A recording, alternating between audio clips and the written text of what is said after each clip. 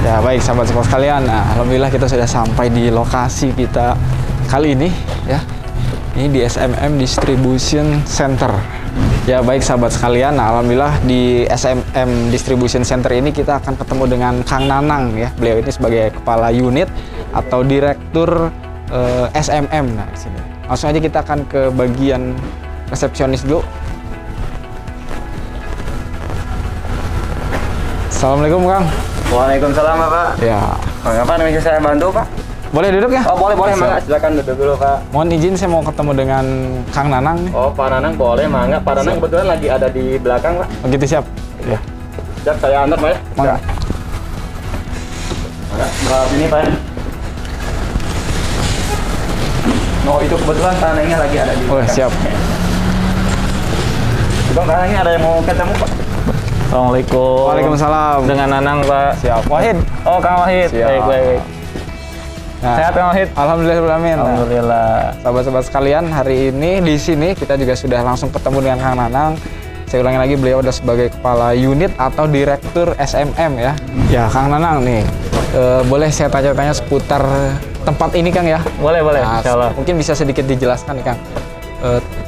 Gudang ini atau lokasi ini apa sebenarnya Kang? Baik, kita sambil jalan-jalan Siap, sambil lihat tempatnya barangkali ya.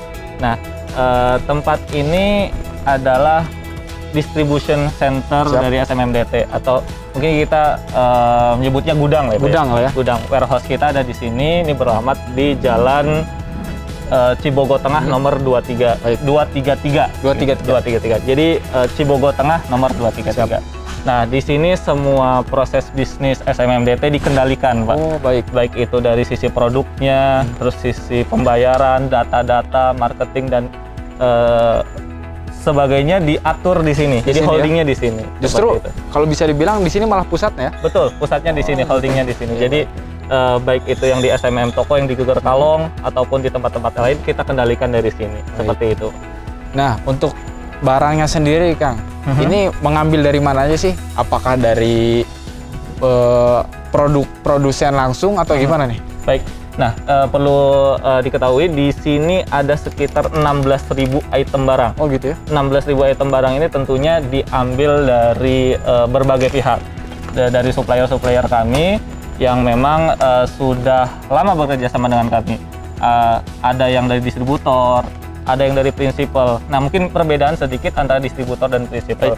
Kalau kita sekarang bergeraknya langsung ke prinsipal. Prinsipal itu yang bisa mungkin bahasa sederhananya langsung ke pabriknya gitu. Oh Pak. gitu ya? Tapi memang ada peraturan tersendiri yaitu dengan minimal order yang sudah ditentukan dari pihak pabriknya. Seperti itu Pak. Berarti memang bisa dibilang ini mengambil langsung dari pabriknya, tapi dengan batas minimal yang ditentukan ya? Betul ya. Sebagian ada yang ke distributor, ada yang ke prinsipal, dan sebagian juga ada yang dari anggota koperasi pondok pesantren Darut Tauhid. Juga ya? Ada juga. Jadi anggota koperasi dari pesantren Darut Tauhid itu sebagian produknya kita pasarkan di tempat ini dan di cabang-cabang kita. Nah, untuk barangnya sendiri nih Kang, kira-kira kualitas barang di gudang SMM ini atau di SMM Distribution ini seperti apa gitu? Kira-kira bedanya dengan gudang-gudang yang lain kayak gimana Kang? Sebenarnya kalau untuk produk kita kan ada standarisasinya Pak ya. Apalagi untuk produk pabrikan itu pasti sudah ada standar tersendiri dari pihak pabriknya. Karena memang yang kita jual itu produk-produk retail. Jadi produk sembako, produk personal care dan produk-produk yang lainnya itu memang sudah ada standarisasinya langsung dari pabrikasinya gitu. Nah, untuk produk-produk anggota biasanya kita standarnya yang penting ada PIRT-nya. Apa itu? Ya izin PIRT-nya. Jadi ada izinnya. Oh, gitu ya. Jadi produksi industri rumah tangga gitu. Jadi ketika sudah punya itu, maka produknya bisa masuk ke jaringan bisnis kita. Begitu. Jadi memang diperhatikan sekali ya ini. Betul. Dengan kualitas. Kalau untuk produk yang lain, kalau yang sudah fabrikasi itu harus ada BPOM, ada izin edar, ada label halalnya gitu, sehingga kita menjualnya aman. Aman, thayyib dan halal. Seperti itu. Jadi sahabat-sahabat sekalian memang di SMM SMMDC, Distribution Center. DC aja kita sebutnya. SMMDC ini memang dijaga betul kualitasnya. Kemudian selanjutnya mungkin nih Kang, menurut Akang nih sebagai bisa dibilang pimpinan lah ya di sini. Supplier-suppliernya gambarnya seperti apa nih Kang? Supplier yang diambil oleh SMMDC ini gambarannya. Nah, kalau supplier, kalau di kita di sini kembali lagi kalau produk-produk kita kan apalagi yang produk-produk sudah pabrikan itu memang sudah terstandarisasi. Jadi kalau kriteria supplier di kita itu tadi yang penting secara perizinan, secara legalitas itu sudah terpenuhi. Baik itu secara pabrikan ataupun yang rumahan. Rumahan juga sama.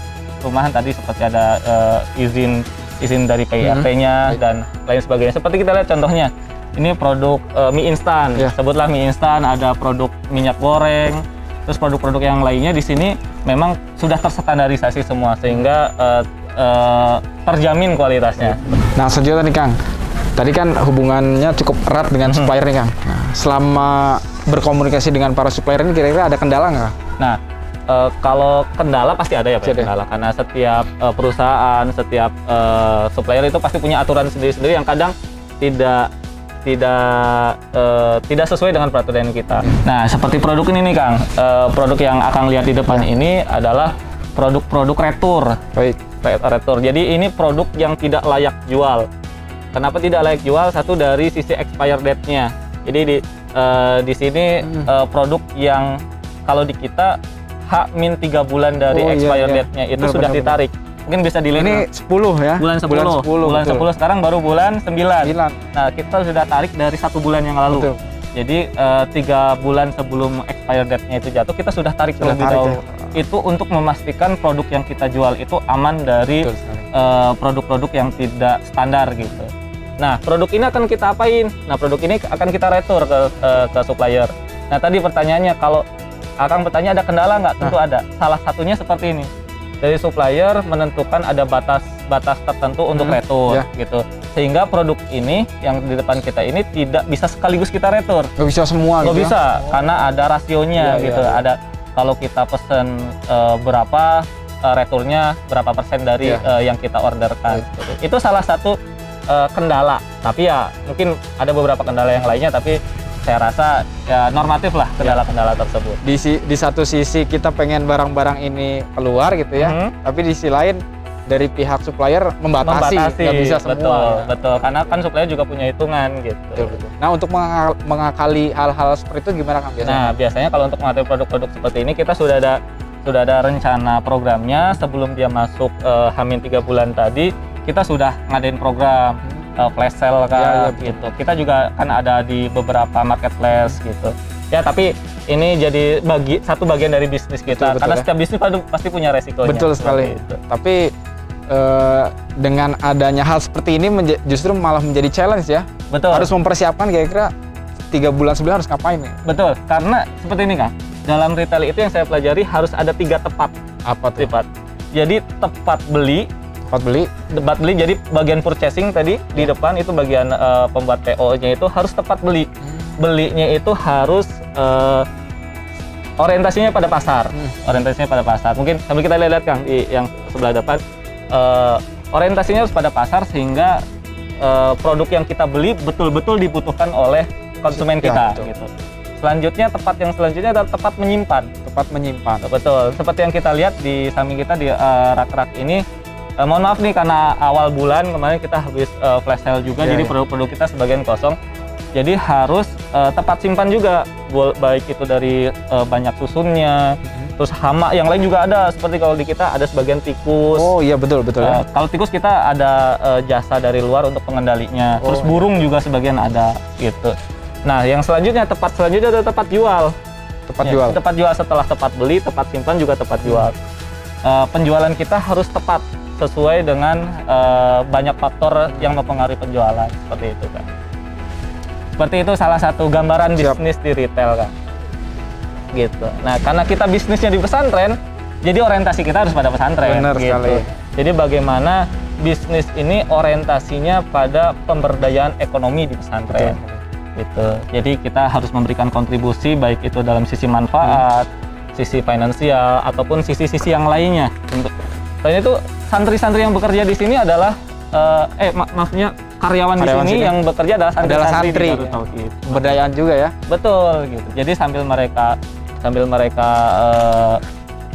mengaji, belajar. Ya, di sini juga mereka dilatih untuk bekerja secara profesional. Siap. Gitu. Jadi memang konsep dasarnya adalah bagaimana perekonomian yang dijalankan itu bisa memberikan manfaat untuk pesantren ya. Betul, betul. Jadi orientasinya memang seperti itu. Iya. Gitu. Ya seperti inilah keadaan kita, tidak dikurang-kurangi, tidak Siap. dilebih-lebihkan. Kalau produk beras, ini produk beras kita dari pesantren mitra kita. Jadi Bahkan ini juga ngambil dari pesantren. betul. Jadi kita juga ada seperti di Opop. Ini salah satu juara Opop. Oh gitu ya? Beras ini Ya. salah satu juara Opop pesantren One Product dan produknya adalah beras. Itu di Cilamaya. Beras Cilamaya kita ambil dari pesantren tersebut. Sehingga terjadi hubungan baik lah antar pesantren. Betul, betul. Nah mungkin bisa sedikit kasih gambaran nih Kang terkait dengan bagaimana sih proses layanan SMM Distribution center ini ya. Baik. Mungkin mulai dari pendatangan barang, kemudian di sini diapain barangnya sampai barang itu dirasakan langsung oleh konsumen. Baik, baik. Nah, kalau di kita memang sudah tersistemasi kan. Jadi kita punya toko. Nah, di kita ada namanya sistem baru, yaitu kita habis migrasi juga dari sistem ERP namanya. Kita sekarang pakai sistem baru namanya ERP. Nah, sistem tersebut mendukung kita untuk real time. Jadi produk yang terjual di toko, kita langsung bisa lihat produk tersebut terjual. Sehingga itu bisa menjadi estimasi purchase. Jadi estimasi pembelian kita mengacu pada produk yang terjual. Sehingga pembelian itu tepat gitu. Jadi kalau di toko terjual minuman test drinknya 5 merek tertentu, nah kita sudah langsung bisa PO kan itu. Nah setelah PO nanti datang barang, setelah itu di input di sini. Ini teman-teman kita di sini sebagian sedang bertugas. Jadi di input fakturnya, lalu diupdate harganya, karena kan setiap PO itu kadang barang yang sama tapi harganya bisa jadi berbeda. Gitu ya. Karena kan ada fluktuasi harga. Ya betul. Gitu. Nah di input di sini, diupdate harganya di sini, update harga di sini langsung connect ke toko-toko kita. Toko-toko yang mengambil barang dari sini. Betul, betul. Jadi harganya langsung update di sana tinggal diupdate price tag-nya saja. Baik, selanjutnya setelah barang itu datang, kita input. Nah, proses inputnya di sini, teman-teman di sini bertugas, salah satunya input barang. Ketika barang diinput, harga langsung update. Oh gitu ya. Nah, harganya juga update di toko-toko kita. Gitu. Nah, di toko-toko tinggal ngeprint price tag yang baru kalau memang ada perubahan. Kalau tidak ada perubahan, paling price tag-nya masih lama, tapi stoknya akan berubah seperti itu. Nah, selanjutnya proses sellingnya itu di kita ada di toko. Terus kita juga kalau di sini melayani untuk pembelian warung, grosir, terus beberapa hal yang lainnya. Perlu diketahui juga ini produk yang mungkin ini produk yang merah-merah ini. Dari ujung sana sini gang-gang ada.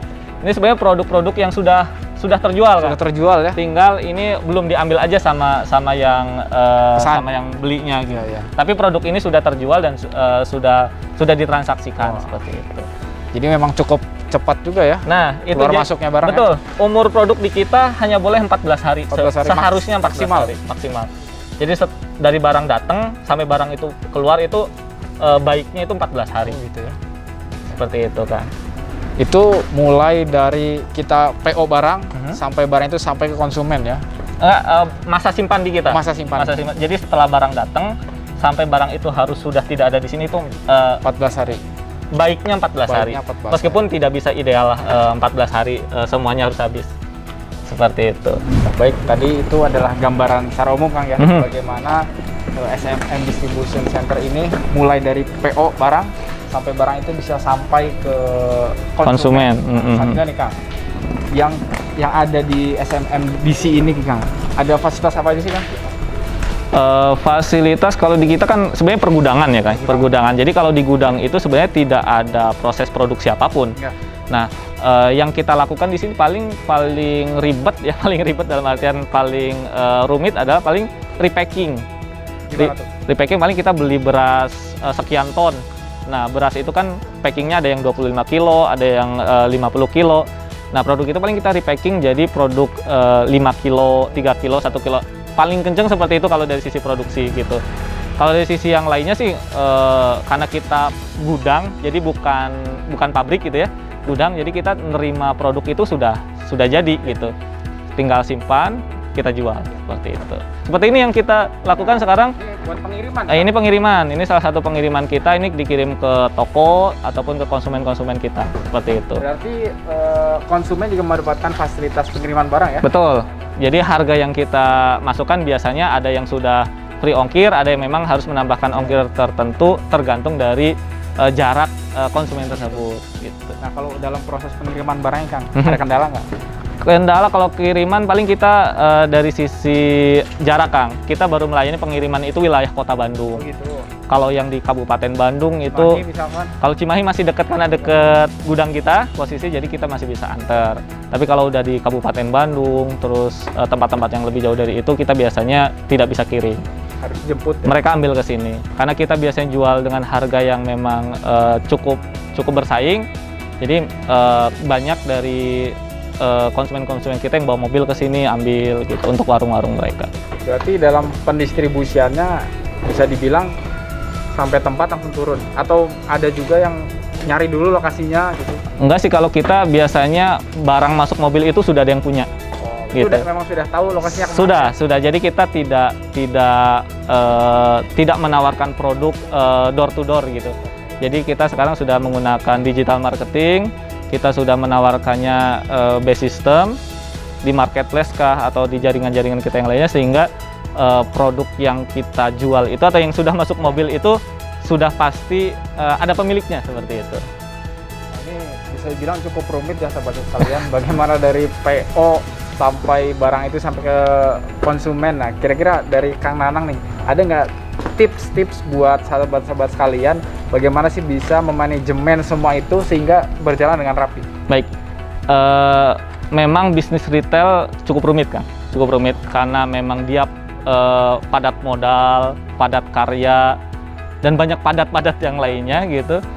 Sehingga proses bisnis di retail itu harus didukung dengan sistem yang mendukung, karena keakurasian data yang kita pegang itu sangat menentukan kebijakan-kebijakan kita. Jadi data di kita, data sistem sama data fisik itu memang harus benar-benar berimbang. Nah, otomatis itu harus didukung dengan sistem yang mumpuni seperti itu, sehingga proses bisnisnya bisa terdukung dengan baik. Itu salah satunya itu. Nah, yang kedua adalah jaringan pemasaran. Nah, jangan sampai kita buka usaha dengan modal besar, investasi besar, tapi jaringan pemasarannya itu masih rendah. Nah, kita bisa menggunakan jaringan-jaringan yang sudah ada, apalagi dengan jaringan mitra bisnis kita di pesantren, terus program-program seperti program OPOP, itu sangat bisa dimaksimalkan. Sangat bisa dimaksimalkan untuk melakukan penetrasi pasar. Sehingga produk yang kita jual itu melalui program, salah satunya program OPOP itu bisa terdeliver gitu, minimal informasinya. Nah, kalau masalah closingnya kan itu gimana rezekinya ya, gimana rezekinya. Tinggal yang penting informasi yang kita miliki itu terdeliver dengan baik, tersampaikan dengan baik kepada calon pembeli kita. Jadi tidak hanya produk yang berbagai macam, betul, jaringan yang luas juga diperlukan. Betul, ya? Karena produk yang kita jual siapa saja itu bisa menjual. Benar sekali. Siapa saja bisa membeli dan menjual. Betul. Jadi yang kita harus lakukan adalah bagaimana kita membangun jaringan marketing kita, jaringan pasar kita sehingga kita kuat. Dan ketika kita kuat, kita mau beli berapapun itu insya Allah sudah ada pasar yang siap menyerapnya. Minimal lakukan dua hal itu. Lakukan bisnis dengan sistem yang baik, sistem dalam artian include semuanya, dari proses alur bisnisnya, terus manajemen stoknya, dan hal-hal lainnya tersistemasi dengan baik. Dan yang kedua, punya jaringan bisnis yang baik. Jadi sistem baik dan jaringan bisnis yang baik, insya Allah itu bisa menjadi salah satu ikhtiar yang baik untuk mengembangkan bisnis ini. Salah satunya seperti itu. Nah, kita mungkin boleh sedikit kembali ke pengiriman nih Kang. Mungkin Kang Nanang juga bisa berbagi tips sedikit buat sahabat-sahabat sekalian. Bagaimana tips yang baik agar pengiriman ini tepat dan bisa memberikan hal yang positif bagi konsumen, Kang? Baik. Nah, kalau di kita biasanya kembali lagi untuk mengefisiensikan budget, kita harus melakukannya base system. Base system kenapa? Karena produk yang kita bawa itu harus produk yang sudah laku. Nggak boleh produk belum laku kita naikin mobil. Karena dalam pergudangan itu pergerakan adalah biaya. Kita mindahin barang dari satu rak ke rak yang lain itu udah jadi biaya, karena kita harus bayar karyawan gitu kan. Salah satunya itu. Sehingga setiap pergerakan yang kita lakukan itu harus sudah terhitung. Salah satu fungsi penghitungannya adalah dari sisi penjualan tadi. Sehingga kalau teman-teman melakukan bisnis ini, baiknya melalui jaringan online, sehingga itu bisa meminimalisir cost yang harus dikeluarkan. Karena sekarang banyak sekali teman-teman yang melakukan bisnis jaringan retail ini dari rumah. Jadi mereka nggak usah punya toko, nggak harus. Tapi yang penting mereka punya jaringan. Mereka simpan barang di kamar, punya 2 kamar kosong, satu buat tinggal, satu lagi buat gudang gitu. Dan mereka melakukan transaksi itu by online, bisa lihat lewat jaring sosial atau hal-hal yang lainnya.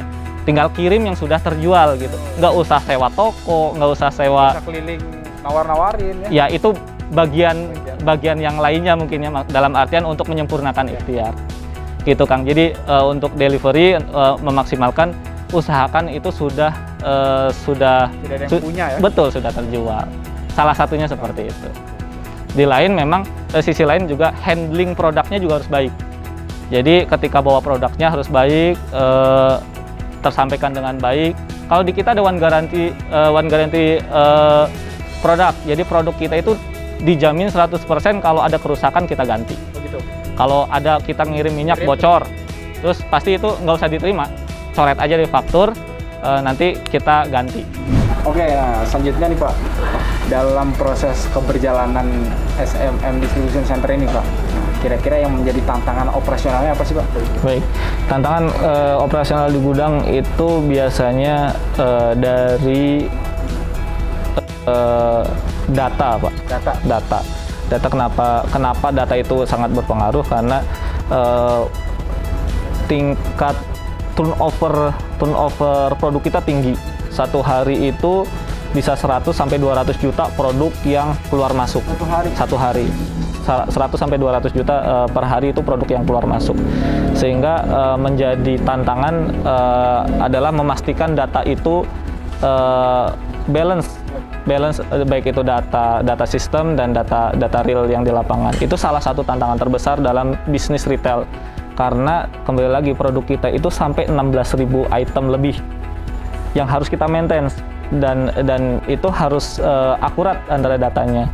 Selain itu adalah mungkin dari sisi operasional yang kita harus benar-benar bisa menekan dari sisi cost-nya, karena salah satu variabel yang menentukan biayanya cukup tinggi adalah biaya operasionalnya, baik itu pengiriman, terus pengelolaan produk-produk yang ada di sini, sehingga itu harus dilakukan sebaik mungkin dan setepat mungkin. Jadi harus baik, harus sekali jadi, sekali beres, dan harus tepat gitu.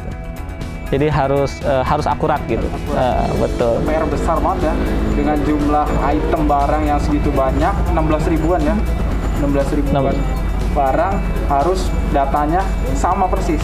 Iya, itu harus diikhtiarkan sama ya Kang ya, karena itu kembali lagi kita dengan turnover yang tinggi, keluar masuk barang 100-200 juta per hari, sehingga data yang harus kita maintain yaitu kalau hari ini datang barang berapa ratus juta, keluarnya berapa, terus dipastikan dengan stok yang ada. Salah satunya itu yang jadi tantangan operasional di kita. Nah, dengan tantangan yang begitu banyak dan sangat seperti tadi Kang, kira-kira apa strategi dari SMMDC ini untuk mengembangkan SMMDC ini? Baik, nah salah satunya yang kita lakukan, yang sedang kita lakukan sekarang adalah mengupgrade sistem. Sistemnya kita upgrade.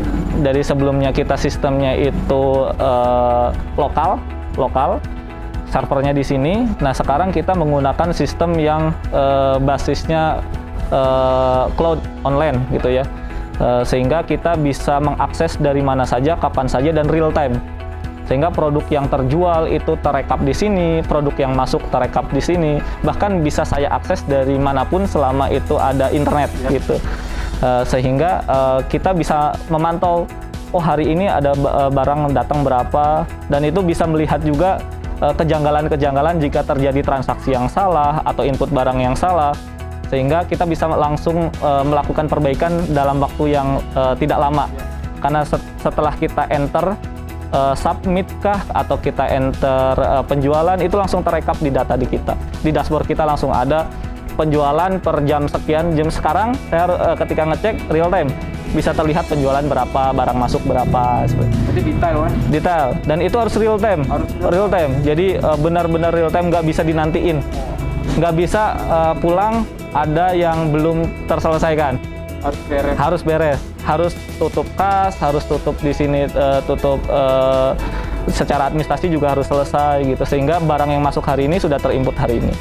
Jadi memang perbaikan sistem ini menjadi salah satu cara untuk bisa mengembangkan SMM di sini. Betul, karena dengan sistem yang baik, kita akan mendapatkan data yang baik. Dari data yang baik, kita bisa mengambil keputusan yang tepat. Nah, jadi memang luas sekali pembahasan tentang SMM di sini, mulai dari awal tadi bagaimana proses berjalannya, bagaimana dari proses barang masuk, barang keluar, sampai manajemennya, semua mungkin kurang lebih sudah kita bahas hanya. Oke, sekali lagi saya ucapkan terima kasih pada Kang Nanang yang sudah berbagi tips dan juga menjelaskan berbagai macam hal terkait dengan SMM di sini. Saya secara pribadi mohon pamit nih Kang. Baik, alhamdulillah hatur nuhun silaturahimnya, semoga membawa keberkahan untuk semua pihak. Ini salah satu produk yang kita kembangkan Kang, ini produk produk ini salah satunya adalah produk yang kita kembangkan dari produk santri Kang. Gitu. Itu juga sama. Baik, mungkin bisa dibekal aja Kang sambil nanti buat di jalan. Terima kasih. Kang, saya pamit Kang ya. Baik, hatur nuhun pisan silaturahimnya, semoga selamat Amin. di jalan. Dan kita bisa main-main lagi nih kapan-kapan kesini. Langsung aja Kang? Mau langsung? Baik, langsung Kang ya. Alhamdulillah. Assalamualaikum. Waalaikumsalam warahmatullahi. Bismillahirrahmanirrahim. Assalamualaikum warahmatullahi wabarakatuh. Perkenalkan, nama saya Muhammad Ja'far. Nama saya Dani Kurniawan. Saya usia 25 tahun. Saya bekerja di Kopendren Darut Tauhid, unit SMM Darut Tauhid. Lebih tepatnya di bagian keuangan, staf akuntansi. Di sini saya kurang lebih sudah menjalani masa kerja selama 2 tahun. Di sini selain saya bekerja, saya juga di sini menjadi santri Pondok Pesantren Darut Tauhid. Alhamdulillah, yang saya rasakan selama bekerja di Kopendren Darut Tauhid, saya merasakan banyak sekali manfaat dari segi spiritual, kita tidak terlupakan, dari segi ekonomi, dari segi sosial, dan banyak hal. Di sini saya bekerja, alhamdulillah sangat betah. Di sini kawan-kawan saya sangat memperhatikan dari segi pertemanan, dari segi persaudaraan, dan juga dari banyak aspek yang lainnya. Di sini udah berapa lama? Hanya udah 2 tahun ini. 2 tahun. Kesannya di sini berapa? Kesannya kerja di sini gimana? Alhamdulillah di sini saya merasa senang, bahagia karena dikelilingi orang-orang yang sehat. Kalau pesannya untuk SMM apa Pak? Pesannya? Ya pesannya, harapan gitu. Ya, semoga SMM kedepannya lebih baik, lebih maju dan menjadikan jalan keberkahan untuk umat. Saya bekerja di SMM dari tahun 2017 sampai sekarang 2021 sudah 4 tahun. Alhamdulillah selama bekerja di sini banyak ilmu yang saya dapatkan, ilmu agama, ilmu mengenai perdagangan juga, ilmu mengenai retail. Begitu banyak ilmu yang bisa saya terapkan, yang bisa saya amalkan dengan bekerja di SMM Darut Tauhid. Besar harapan saya SMM kedepannya bisa menjadi cikal bakal industri retail yang dikelola oleh pesantren. Harapannya untuk Kopendren Darut Tauhid, khususnya SMM Darut Tauhid, saat ini pelayanan anggota sudah saya rasa cukup baik. Harapan kedepannya pelayanan anggota semakin dimaksimalkan, semakin membaik, sehingga anggota dapat terpuaskan dengan baik sebagaimana slogan koperasi, yaitu dari anggota oleh anggota untuk anggota. Dan untuk pelayanan untuk umat secara umumnya, harapan saya itu juga tidak terlupakan. Itu saja harapan saya. Semoga Kopontren Darut Tauhid semakin berjaya, SMM Darut Tauhid semakin bisa melayani anggota dengan terbaik. Dan harapan saya juga SMM menjadi pelopor berdirinya ekonomi pesantren di seluruh Indonesia.